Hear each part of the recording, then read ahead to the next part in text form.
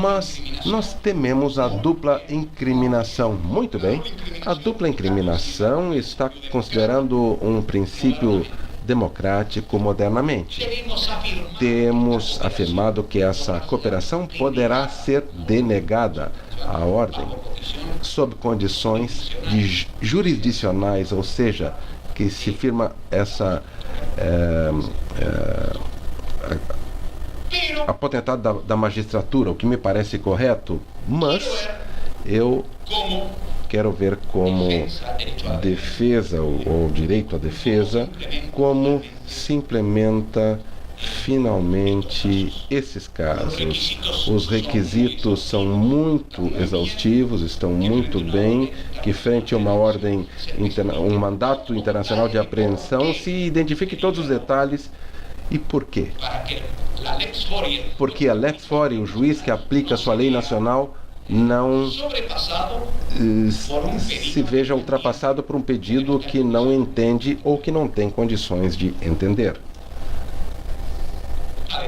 Além disso, de que vale o princípio da dupla incriminação se não se especificam os fatos concretos pelos quais se faz essa emissão. Seria um contraditório em si mesmo. Ou seja, esses aspectos não me preocupam muito, mas sim ressalto que se tratam de delitos em duplos parâmetros. Curioso, uma lista enorme de delitos que se admite a ordem de detenção, ou então um mandado de apreensão do Mercosul, e também são delitos com penas de mais de 2 anos de prisão. Obviamente, a lista impõe cada delito de uma gravidade tão impressionante que naturalmente tem mais de 2 anos. E pelas dúvidas, porque há algumas convenções ou produtos químicos que têm pena de multa. Então vamos colocar as coisas no seu devido lugar, né? De repente é um acerto que passa desapercebido. Bom, no âmbito do grupo técnico do Mercosul, há um outro projeto mais atrasado, mais novo, digamos assim, que é um projeto que pretende criar ou seja, equipos conjuntos de investigação, as ECI. ECI é um tipo de força-tarefa mercosulista. Mercosul. Então volto a perguntar, como funcionaram essas ECIs, ou forças-tarefas europeias, que às vezes atuam com independência da Europol e claramente fora da Interpol, na Europa? Funcionaram no marco do mais cuidadoso controle da Judicatura Nacional.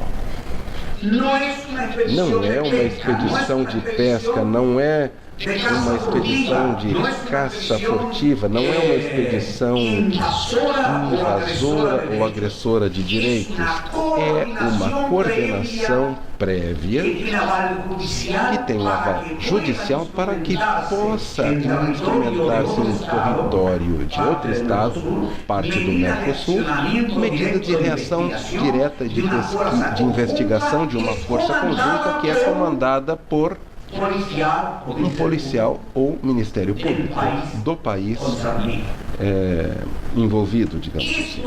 Então, na Europa isso se toma com muito cuidado. Um detalhe, a polícia da Itália não pôde entrar na Suíça com uniforme dos carabinieri. Tem que entrar a paisana. Não podem entrar as viaturas. Tem que ir em carros a paisana. Quando chegam no local de fato, eles podem colocar-se perimetralmente. Não podem agir diretamente. Eles têm que contar com a colaboração de viaturas da jurisdição do país que corresponde sob a ordem do país que corresponde. Ou seja, é uma questão de acompanhamento, de investigação informal e tal, mas não há nenhuma medida que possa afetar em forma reversível de direito do envolvido que se tenha se fazer necessariamente com mandado ou ordem do juiz do país envolvido. Assim funciona a ECI na Europa, as forças-tarefa europeias. Pergunto por que não há uma força-tarefa conjunta entre dois países de tão boa relação como é o caso dos Estados Unidos e Canadá? Por quê? Por que não há? E observem que são dois países onde a DEA e as Forças Especiais Antidrogas trabalham juntas, entretanto não há uma ECI entre os Estados Unidos e o Canadá. Porque houve algumas dissonâncias que foram geradas aí, absolutamente inexistente, juridicamente inexistente, uma força conjunta México-Estados Unidos, não obstante de toda a prova de que a agência antidroga dos Estados Unidos atua dentro da fronteira mexicana por motivo de transparência para evitar processo de corrupção policial, mas não há um acordo. São dois países tão vinculados economicamente, não há um acordo no que se refere ao tráfico interfronteiriço, não há acordo. Não migratório, mas acordo relacionado a tráfico de drogas e outros delitos. Há fenômenos de facto. Bom, o projeto que se apresenta para o Mercosul prevê, com racionalidade, que isso só seria para funcionar em termos de narcotráfico, terrorismo e crime organizado. Para isso, obviamente, todos os países do Mercosul, nós temos que entrar em acordo em que entendemos por delito ou crime organizado. Uma questão muito sensível no Brasil. Eu vou dizer a vocês apenas que eu acabo de participar da Convenção de Palermo sobre crime organizado e poucos países incorporam os princípios de Palermo na sua definição de crime organizado. Em Palermo era muito prudente o que crime organizado, a exigência de requisitos para que fosse um crime organizado. Na América Latina, nós fomos um pouco, digamos, expansivos no conceito, digamos assim. Nem todo conjunto de delinquentes é um crime organizado. Vamos utilizar o termo, não são termos populares, são termos jurídicos. Isto é muitíssimo importante. É que entendemos assim, e se houver uma categoria sistemática que admite qualificação, hoje, ou se é simplesmente uma sensação que justifique uma razoável preocupação. Mas a tipificação de crime organizado tem que ser precisa, juridicamente coerente, sistemática e fechada. Eu diria que tudo em matéria de direito penal é fechado. Direito penal faz mal, sofre com a corrente de ar, se resfria muito, sofre de garantite, problemas de garantias quando há corrente de ar. Então, os tipos têm que ser fechados, digamos assim.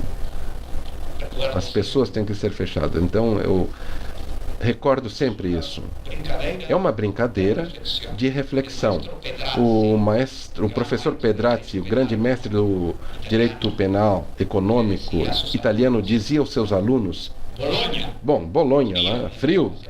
Então, por favor, fechem as janelas, porque aqui nós estamos estudando direito penal. Ou seja, não deixe entrar muito ar, porque é melhor que fique fechadinho. Para pensar. Então, nós temos que ser restritivos, não? Em conclusão, uma questão que mencionou, que suponho que pode ser de interesse para os irmãos do Mercosul, a questão do sigilo bancário e do sigilo tributário da perspectiva do Uruguai. Primeiramente, direi a vocês que, desmistificando, evitando o mito clássico, o sigilo bancário uruguaio nunca foi um instrumento fechado. Não. O sigilo bancário sempre foi liberado sob resolução fundamentada pelo magistrado penal ou magistrado que tivesse em jogo questões alimentares de família ou por ordem do próprio interessado ou mandado do próprio interessado, e uma quantidade de pequenos outros detalhes, mas sem nenhum problema, e que eram liberados diariamente dezenas de casos. Quando vinha do juiz estrangeiro, numa questão de protocolo de São Luís, se referia simplesmente que era uma dupla incriminação, uma resolução motivada do juiz, e que fosse um caso penal, não tributário, penal, clássico, porque o protocolo do Mercosul exclui o direito tributário, e que se tratava de um caso que estivesse tipificado no Uruguai e que tinha uma resolução motivada e nada mais. O que ocorre é que se tinha um mau costume de que os juízes poderiam até mesmo ter uma motivação, mas era muito pequena e não acrescentavam um mínimo de antecedentes em papel ou disquete para que o magistrado uruguaio, que é o que tem que dispor o levantamento do sigilo bancário, senão incorre em quebra de lei, teria que avalizar. Se eu estivesse no lugar do juiz, eu liberaria isso, porque quem o libera é o juiz uruguaio, porque é o ex-fori, e o sigilo bancário integra a ordem pública nacional e internacional do Uruguai. Por conseguinte, ele tinha que se colocar a mentalidade do juiz uruguaio, que tinha que resolver, e por conseguinte colaborar com ele para minimamente dar os elementos para quem pudesse dispor. Eu posso mencionar a vocês 100 casos, mas alguns são notórios. Por exemplo, no caso de Collor de Mello, eu me lembro perfeitamente que se coordenou entre o Ministério da Economia e o Ministério da Economia do Brasil, o Ministério da Justiça, etc., a CPI. Tudo foi feito corretamente para que fosse bem o pedido. Infelizmente, por motivos diversos, o pedido vinha sempre mal formulado, por diferentes causas. Chegava mal formulado, simplesmente. Não obstante, um dia a informação foi enviada da mesma forma, como para dar uma sensação de cooperação internacional. Mas isso não é patrimônio nosso apenas. Quando a Suíça pediu o levantamento das contas do senhor Menem, a Argentina pediu a quebra do sigilo bancário do senhor Menem, eu posso garantir a vocês que o juiz suíço, em alemão, em francês, em cipriota, em argentino, em qualquer idioma, mandou por favor isso, aquilo, mais isso. Nunca chegavam as coisas corretamente, porque havia um filtro de facto que funcionava, que o juiz estava com uma frustração à beira da paranoia. Então, reconhecemos que nossa tarefa, e eu me coloco aqui como cooperacionista vocacional, tem limitações próprias em qualquer instrumento, digamos, ex-fori de poder. Somos como uma espécie de legião estrangeira que representa o Estado nas suas relações internacionais. E chega como nos chega, e podemos tirar na medida da nossa boa vontade e inteligência. E quem vai receber também o pedido. Num meio de um mar de dúvidas normativas e políticas.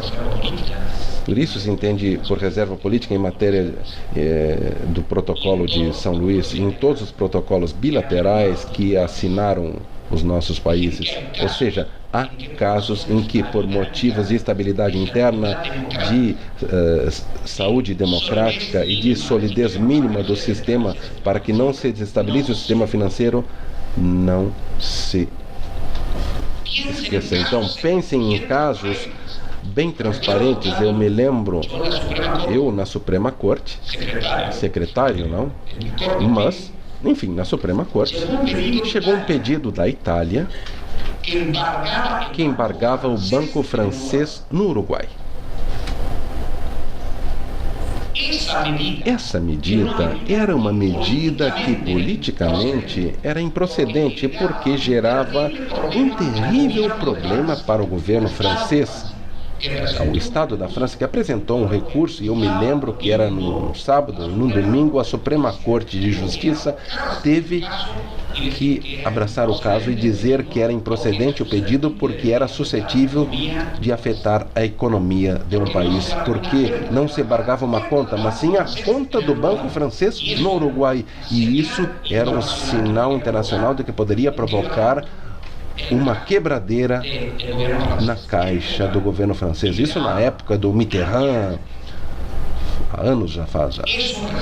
Então, isso é reserva política pura, que ainda haja estados soberanos, cada um está em condições de operar. Então nós temos que seguir com o sigilo bancário. O sigilo bancário clássico, que eu digo não era impenetrável, foi sofrendo inúmeras flexibilizações. Por motivos tributários internos, por motivos do banco de permissão de seguridade social internos, por motivos de arrecadação municipal interna, por motivos trabalhistas internos, por motivos de jurisdição departamental, de proventos estaduais internos. Então, vem uma quebradeira quando o Uruguai, pressionado pela OPT, tem que mudar o seu critério. Ele é pressionado porque estava colocado numa lista negra e teve que mudar seu critério. Se me permite, por favor. É o que nós tratamos nesta obra aqui, e passar da renda nacional para a renda internacional. Mas no Uruguai persegue a renda internacional dos uruguaios no mobiliário exclusivamente. O Uruguai não se interessa pela propriedade que eu possa ter, talvez, quem sabe, algum dia em Porto Alegre. Não. Ele está interessado nas minhas rendas financeiras. Ou seja, o que é particularmente curioso, que um país leve em conta o ponto de vista da renda internacional e não pegue a imobiliária, quando se sabe que tantos uruguaios têm casa em Barcelona, em Madrid, Estados Unidos, etc.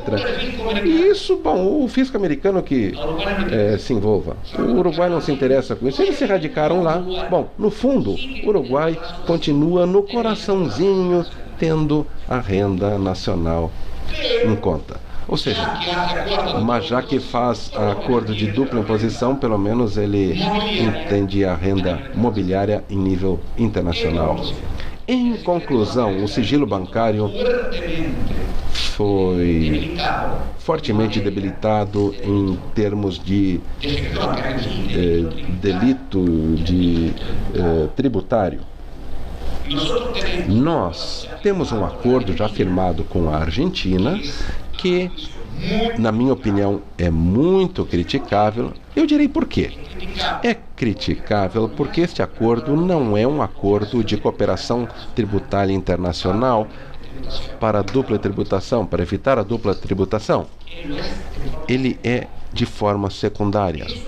É um acordo para determinação do tributo, para investigação do tributo e para assuntos penais tributários. O único acordo penal tributário que existe é o acordo com a Argentina e agora o acordo, eventualmente, quando for firmado com o Brasil. Mas o que ocorre? E aí tem uma diferença Brasil e Argentina. No caso da Argentina, nós, com o Brasil também, Argentina e Brasil, admitimos que não haja dupla incriminação, o que é uma barbaridade, porque o delito tributário tem fisionomia própria em cada país. Há famílias de delitos tributários, de crimes tributários, e nos protocolos de assistência, modelo óptimo da Argentina e Uruguai, e do Brasil e Uruguai, não levam em conta isso, falam de critérios em geral. Embora, diz, na medida em que não afete a soberania interna do país. Mas o que acontece no caso da Argentina? Acontece o paradoxo de que pode haver casos em que se releve o sigilo tributário sem intervenção do juiz. Estou sendo claro, sem intervenção do magistrado. Administração. E há casos penal tributários em que intervém um juiz civil violando claramente a divisão de jurisdições de origem constitucional.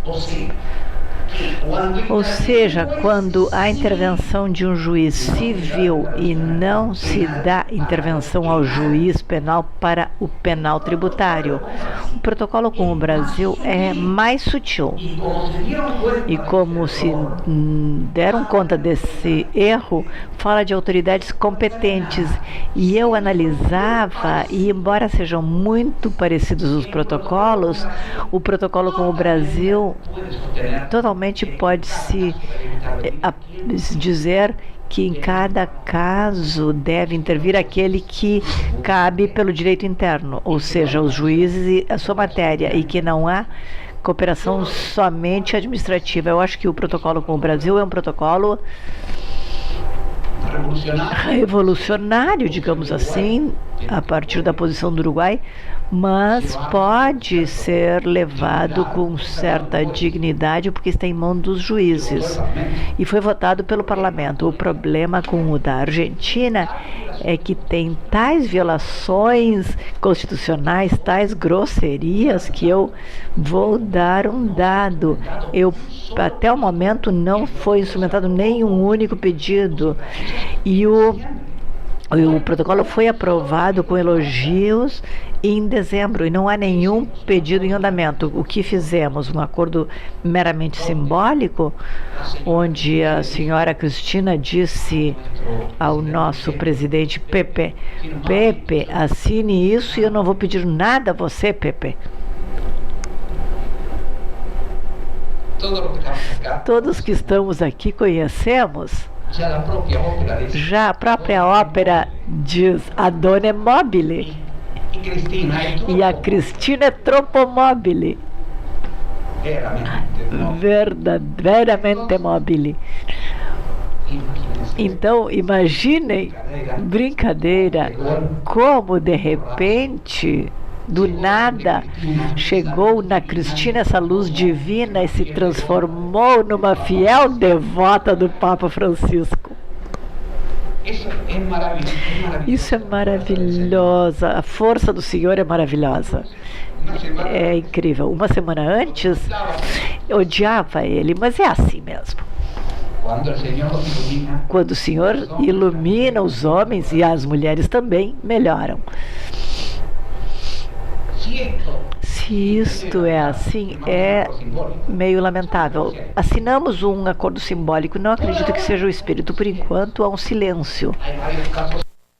Há vários casos sensíveis que nos envolvem, ou com os irmãos argentinos que ficam ali meio parados, algum porque é um pouco um sindicalista conhecido, o outro é porque ocupa um lugar no executivo bastante de destaque e isso não se mexe.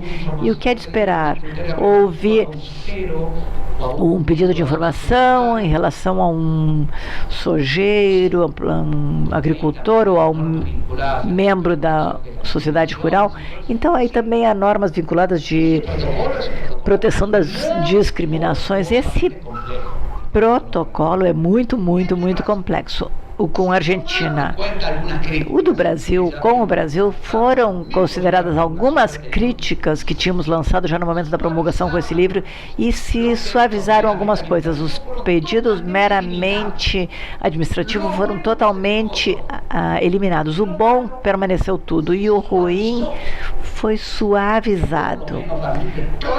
Pelo menos admite claramente a dupla interpretação. Mas vou mostrar a vocês a última irracionalidade.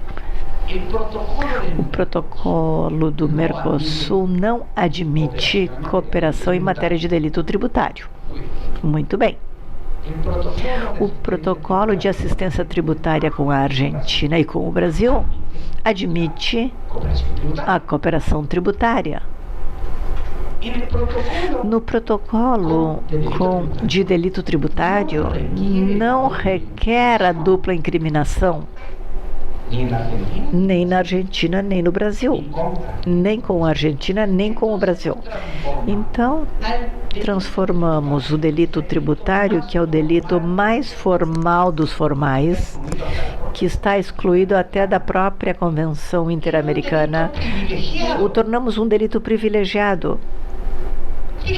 Vejam vocês, se eu pedir cooperação por um homicídio especialmente agravado, esse homicida, esse envolvido, terá todas as garantias do protocolo do Mercosul. São muitas. Garantias que não têm e que não serão exigidas no caso do delito tributário. Ou seja, o delito tributário é um delito privilegiado. Por que se privilegia o direito tributário acima dos casos de corrupção, dos casos de narcotráfico, de homicídio? E toda essa família que há no Brasil foi, eufemisticamente se diz, delito, crime hediondo. Não faz sentido, porque se há um crime que é formal, inventado em alguns países, suprimido em outro, existente num país, fruto de brincadeira em outro, é o crime tributário, é atravessar uma fronteira para transformar um crime numa batidinha nas costas ou uma multa. E é um crime onde se coopera sem dupla incriminação e que tem mais importância que aqueles mais graves. Eu sou muito mais exigente com um traficante internacional ou com um assassino internacional do que com um violador do direito tributário. Vocês não acham que deveria haver uma racionalidade, deveríamos ser mais flexível de maior gravidade social e não ao contrário? É inexplicável porque temos um duplo padrão. Quando é tributário, se aplicam os acordos bilaterais. Os outros se aplica um protocolo do Mercosul e há um equilíbrio que não é válido para o delito ou crime tributário. Será um problema de prevenção geral positiva? Não sei. Mas acho que privilegiar tanto a perseguição do crime tributário em comparação ao genocídio, ao terrorismo internacional, financiamento do terrorismo, narcotráfico, eu acho um pouco irracional e é totalmente incompatível com os acordos que todos nós assinamos nos protocolos de Palermo, de Singapura, de protocolo de Stanley, que ninguém menciona. E a última, quando se fez o protocolo de crime organizado, Acreditem que se disse 1.000 vezes em Palermo. As vias proativas, a proatividade telefônica, interceptação de computadores, tudo isso é deixada para o crime organizado, somente para o crime organizado. No entanto, vivemos no Ocidente uma expansão baseando-se no protocolo de Palermo. Não era assim. Eu recordo um pequeno livrinho que escrevi com o Dr. Stéphane Bacry, que é um relatório para o Senado da França, onde se explica que o alcance das medidas proativas, e fica claro, baseado nas atas de Palermo, que ali se usa proatividade para o delito organizado, o crime organizado, e não para qualquer bagatela. E esse é um tema esquecido e não é mencionado pelos autores. Os autores internacionais não mencionam isso. Cuidado, Palermo tem as suas luzes e suas sombras, mas não podemos atribuir a Palermo coisas que Palermo não estabeleceu. Palermo nunca pensou que para um divórcio, o marido ou a mulher infiel, se justificasse a interceptação telefônica. Não, isso não sai de Palermo, a não ser que fosse uma participante de um crime organizado, a esposa ou a noiva do capo da máfia. Enfim.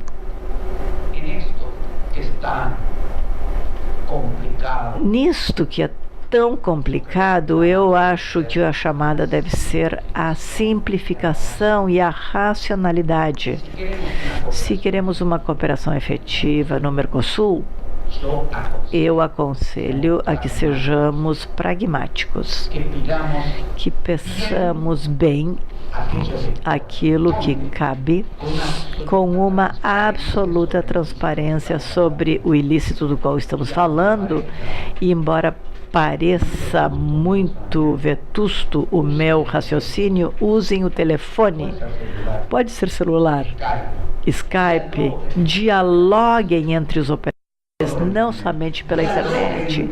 Dialoguem: doutor, eu estou com tal problema, como você vê isso, precisa de algum requisito? Esse diálogo é fundamental. Se mostrou fundamental em infinitos casos de cooperação que tive o prazer sincero de intervir, entre amigos magistrados brasileiros, amigos magistrados uruguaios ou argentinos. Isso é fundamental, dialogar sobre quais as possibilidades, o que se pode enviar, posso ampliar isso, pode ampliar aquilo, senão não vai funcionar.